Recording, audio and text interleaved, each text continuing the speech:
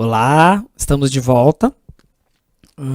Nós vimos até agora, nós acabamos de ver os elementos que compreendem todo ato comunicativo. Nós vemos que toda mensagem, toda comunicação, para ser efetiva, concretizada, precisa ter os interlocutores, o emissor e o receptor, precisa ter a mensagem, um canal, um código, um referente, um contexto. Todas essas informações, né, todos esses elementos compõem o ato comunicativo. E agora nós vamos ver que, a depender do foco que se dá a cada um desses elementos, a intenção de quem compartilha a mensagem pode mudar. É o que nós vamos ver agora em funções da linguagem. Quando analisamos um texto, ou seja, quando a gente lê um texto e analisa, começa a interpretá-lo, a gente nota que, geralmente, um dos elementos da comunicação se destaca, de acordo com a intenção do emissor. Ou seja, desses elementos todos que nós vimos agora há pouco, geralmente um desses elementos se destaca na mensagem, de acordo com o que a pessoa que compartilhou a mensagem tem como intenção, com o que ele deseja com essa mensagem. As diferentes intenções atribuem diferentes funções à linguagem. Nós vamos ver que existem 6 funções principais. Quais são essas funções?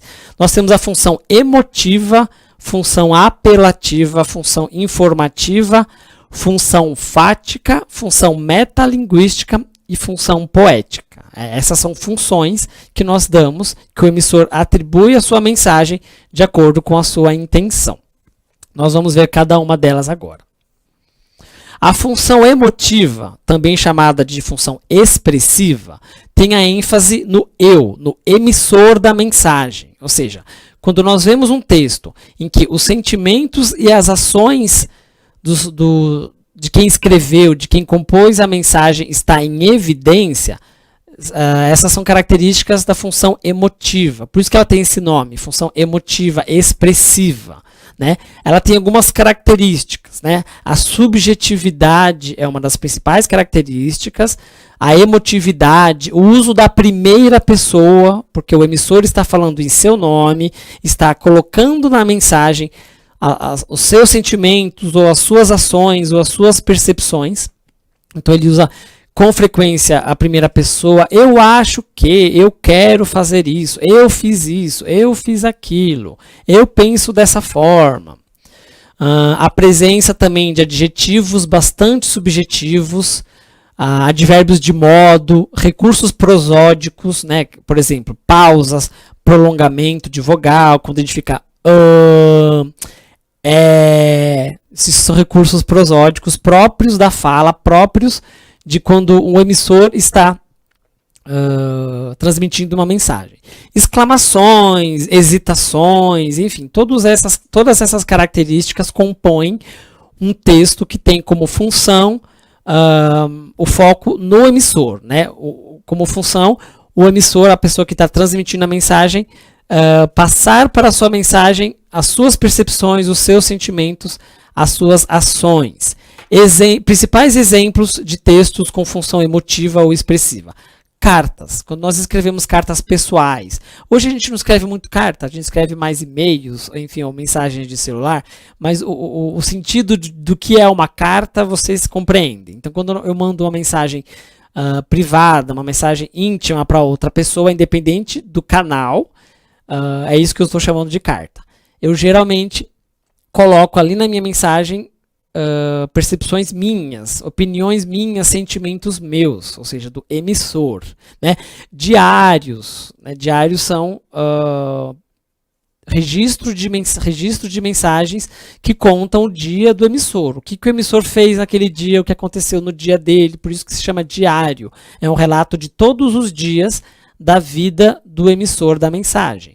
Por exemplo, blogs de viagem, sites de viagens que contam como foi a viagem do dono do blog, da pessoa que escreveu o blog, como que foi a viagem por determinada cidade ou por determinado país que ele viajou, e ele relata as experiências que ele teve, com as opiniões dele, com as reações e sentimentos dele.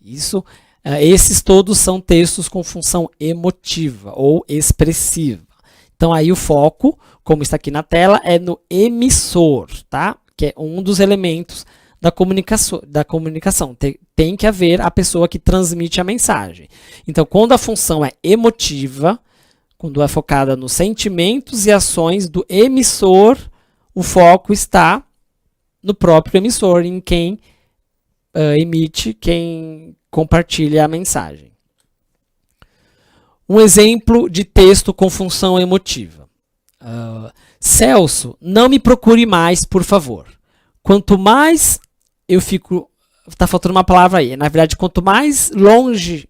Desculpa, quanto mais próxima eu fico de você, não está faltando palavra nenhuma. Quanto mais próxima eu fico de você, mais eu me apego e mais eu sofro. Por favor, me deixe te esquecer. Não me procure mais, Joana. A Joana, que é a emissora desse texto, dessa mensagem, ela está compartilhando uma mensagem com função emotiva. Percebam que ela se refere a ela mesma a todo tempo. Os verbos são todos conjugados em primeira pessoa. Não me procure mais, por favor. Quanto mais próxima eu fico de você, mais eu me apego, mais eu sofro. Por favor, me deixe te esquecer, não me procure mais. São todos elementos que mostram que esse texto, essa mensagem, está carregada de subjetividade, está carregada de emoções, está carregada de tudo aquilo que o emissor sente, deseja ou faz. Esse é um exemplo de texto com função emotiva. Ok? Agora vamos ver um segundo tipo de função de linguagem. Nós usamos a linguagem também, mensagens com função apelativa, ou também conativa, é outro nome dado a essa função. Nesse caso, o foco da mensagem está no receptor, na pessoa que vai receber a mensagem, né? O foco aí é na interação com o destinatário, ou seja, eu, emissor, vou fazer uma mensagem focando com o objetivo de interagir com a pessoa que está recebendo a minha mensagem, ok? Características dessa função. Uso do imperativo, né? Nós damos ordens, nós damos conselhos, nós fazemos pedidos para o destinatário quando nós compartilhamos esse tipo de mensagem.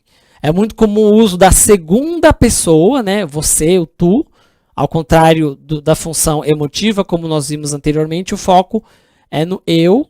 O texto é geralmente construído em primeira pessoa. Na função conativa ou apelativa, é muito mais comum o uso da segunda pessoa, o uso de vocativo, né? A gente se refere à pessoa às vezes pelo nome ou por algum pronome, você, o senhor. Esses textos costumam vir numa estrutura de perguntas e respostas. Existe a tentativa de persuasão. O que é persuasão, né? É convencer, né? Criar um desejo no receptor da mensagem, chamar a atenção do receptor da mensagem, convencer o destinatário de alguma coisa. Então, esse tipo de texto com essa função, esse tipo, aliás, é muito comum em textos publicitários, quando a empresa que está vendendo algum produto ou algum serviço quer convencer o cliente ou o potencial cliente a comprar esse serviço ou ele comprar esse produto. Discursos políticos também, o candidato político quer convencer um eventual eleitor a convencer nele. Então ele utiliza essas características de persuasão, de convencimento para atrair, né, para interagir com o destinatário. Aqui o foco é em quem está recebendo a mensagem. Vamos ver aí um exemplo de texto com função conativa ou apelativa.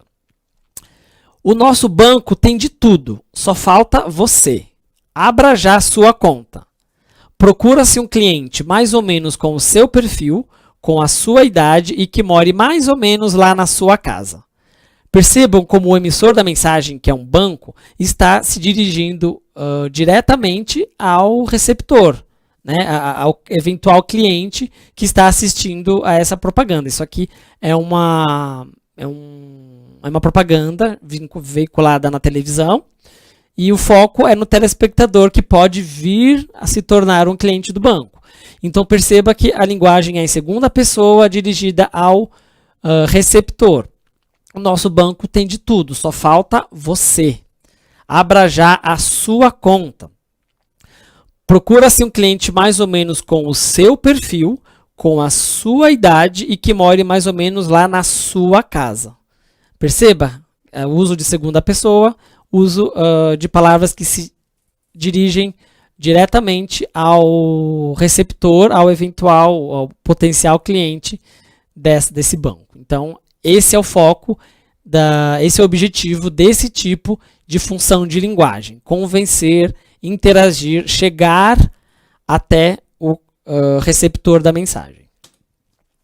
Um outro exemplo, um outro tipo de função da linguagem é a função referencial ou informativa. Aqui, o foco está em outro elemento da comunicação, que é o referente. Lembra? Referente é o assunto, o tema da minha mensagem. Nesse tipo de texto, nessa função da linguagem, o foco está no assunto, no que é dito, sobre o que é dito, sobre o tema da minha mensagem. E no contexto da mensagem também. Características desses tipos de texto. A linguagem geralmente é precisa e objetiva, né? Não é subjetiva, como a gente viu na função emotiva, que tem todas as emoções, as particularidades do emissor. Aqui não. Aqui a linguagem é precisa, é objetiva, não tem subjetividade. Usa-se muito a terceira pessoa, não é nem a primeira nem a segunda.